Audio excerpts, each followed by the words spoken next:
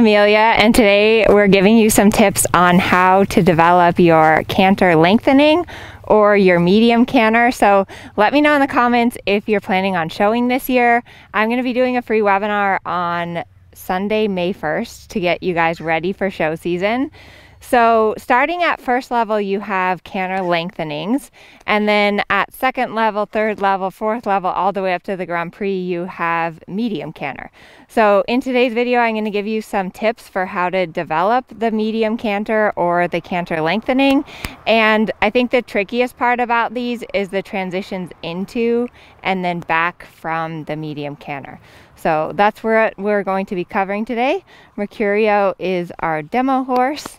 And yeah, be sure to let me know in the comments if you're planning on showing this year and what level, or if you're not planning on showing, there's still going to be a lot of great tips in here to help you improve your canter. You definitely want to do a nice long warm-up routine with your horse before you start working on your medium canter. And then the way that I like to start developing either the canter lengthening or the medium canter is just on a circle. The big difference between a lengthening canter and a medium canter is that in a medium canter, you want to maintain collection.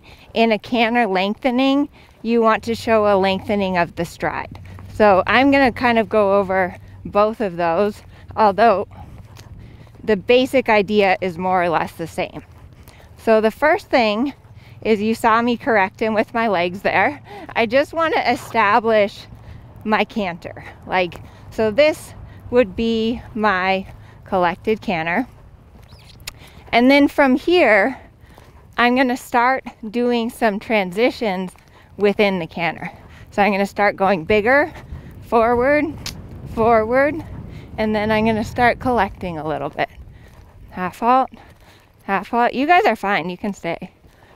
Half halt, half halt, half halt, and then bigger, bigger, bigger, bigger, and then half halt, half halt, half halt, half halt, and bigger. So it's a lot easier to start getting some adjustability in your canter on a circle rather than just trying to do it on the straight line.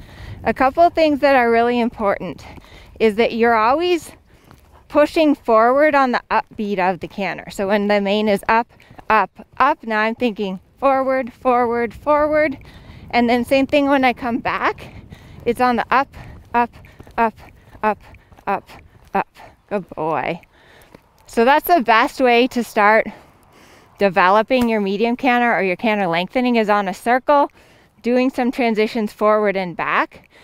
The other thing that you really want to think about through those transitions is your seat. So if you think about in the canter, your horse's back actually goes up and then level and then down. It gives this like seesaw motion. In the walk and the trot, your horse's back basically stays horizontal, but in the canter, your horse's back actually goes up and then straight and then down. So because of that, your seat follows kind of a swishing motion where your seat swishes from the back to the front of the saddle. And so what you want to do as you're doing these transitions, like bigger in the canter and more collected in the canter, is that the trajectory of your seat has to change. So if I'm doing my collected canter, I think about my hips are kind of going in a circle motion. So if I'm just in a collected canter, my hips are going back to front, back to front, back to front, back to front, up and down, back to front, up and down, back to front, up and down. Now, if I'm going to ride a canter lengthening and I want the steps to get bigger, the first thing I do is I think about that upbeat. And then what I'm going to think about is, instead of doing a circle with my hips, I'm going to do a horizontal oval.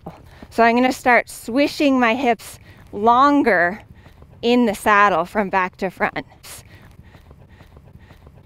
Now it's important to note that I'm not driving with my hips. Oops. I'm starting to ask for the longer stride from my leg.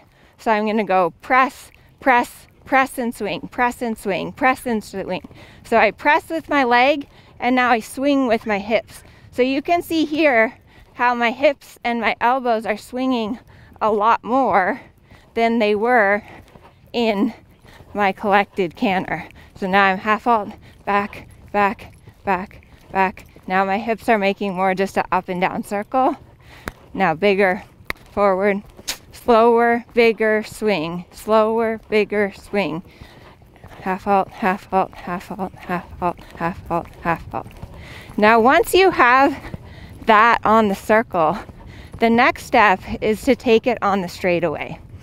Really think about your corners and your short side. So I'm thinking shoulder 4, corner, shoulder 4. I'm going to make sure to get my horse straight and balanced. And then I'm going to think about slower, bigger, slower, bigger, slower, bigger. And then I'm going to use a small circle to bring my horse back from the medium canter. And then when I get back to the rail, I'm going to go again. Get him uphill, shoulder 4, slower, bigger, slower, bigger, slower, bigger. And again, I'm going to use a small circle to collect him. So notice a few things. One is that I always am taking time to set up for the medium canter.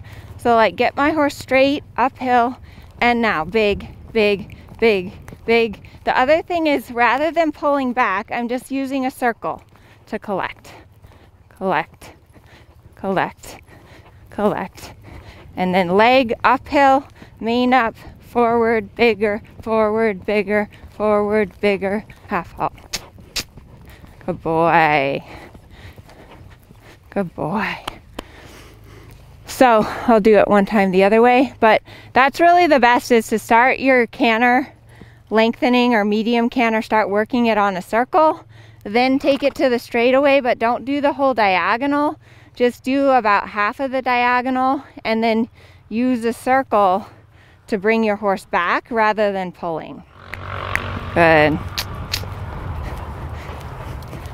I'm always just picky about my walk canter transitions, that he's not allowed to brace or hollow. So I'm going to think about a good corner, shoulder 4, uphill, and now bigger, bigger, bigger. Now I'm going to make a circle and half halt. I'm not going to pull, half halt, give, half halt, give. He got a little strong, but it was nice that I had that circle to bring him back. Then again, bigger, bigger, and then come back. Half halt, half halt, half halt, half halt. And again, bigger, bigger, bigger, bigger, half halt, turn, turn, give, turn, give, turn, give, turn, give, turn, give. Good boy. So you'll get to the point, if you do like practice going medium canter or canter lengthening and then use a circle to come back from the lengthening, you'll get to the point that you don't need the circle, but that rather you can just think shoulder 4, and your horse will start to know that with the corner coming up, they'll come back a little bit more automatically. But using the circle is a really good way to get your horse to come back without having to pull so much. So I hope you found this video helpful, and keep working on it. Like I said, work on it on the circle, work on little short increments of it. Don't just drill like the whole long side over and over again, because your horse is going to get stronger and more supple and more gymnastic by doing smaller bouts of it, and also by working on it on the circle. So thanks for watching. Give us a thumbs up. Check out the links below to sign up for the webinar and join us on our Facebook club.